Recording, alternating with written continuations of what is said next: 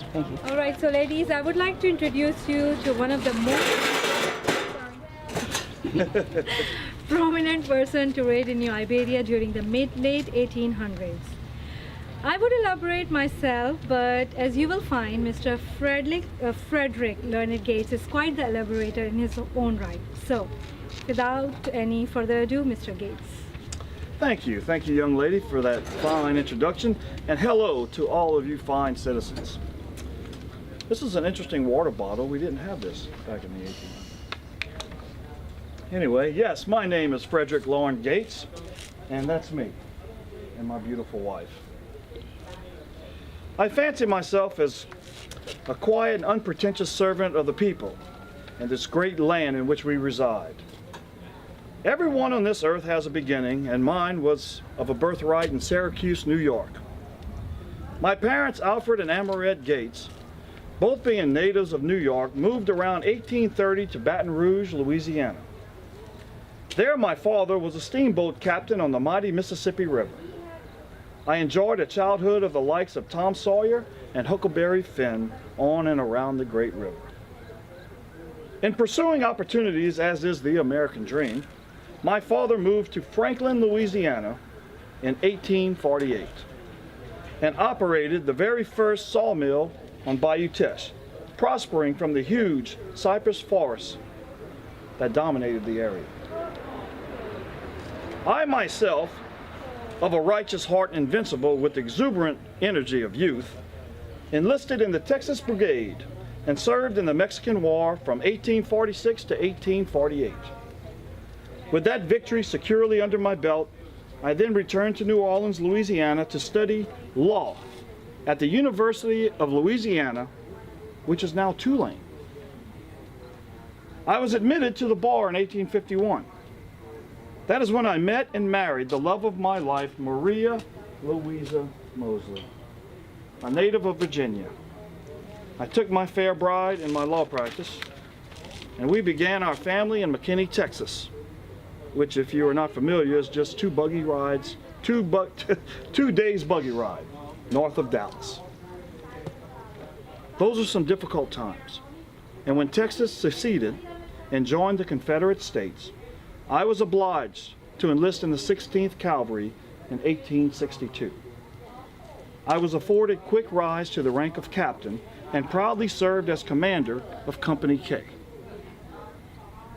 The regiment was dismounted later, and I was reassigned to the 3rd Regiment.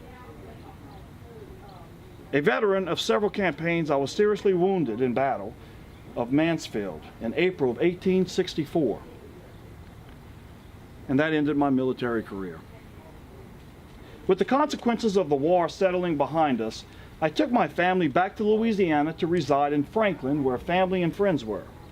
This is where I began my political aspirations, successfully being appointed judge of the 14th Judicial District of St. Mary, St. Martin, Lafourche, and Terrebonne parishes.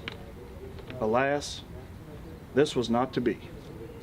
For the carpetbaggers who infiltrated our fine state after the war deposed me from office to exploit and profit from our war-ravaged region.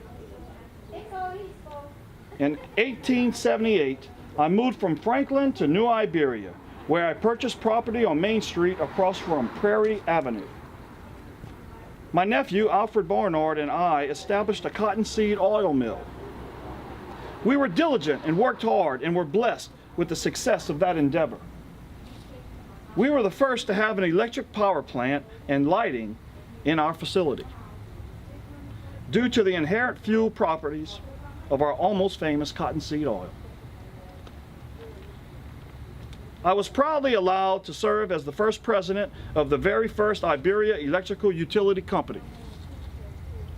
I also had the honor of participating in the foundation of the Iberia Savings and Loan Association and the People's National Bank, and served on the building commission to construct the old Iberia Courthouse, which once occupied what is now Boulaney Plaza. As always, my preoccupation was to the people of our community and to bring prosperity and a better standard of life to all. So my political engagements were less than subtle, and I pursued them with vigor. In 1884, I was elected district judge, parishes of Iberia and St. Martin.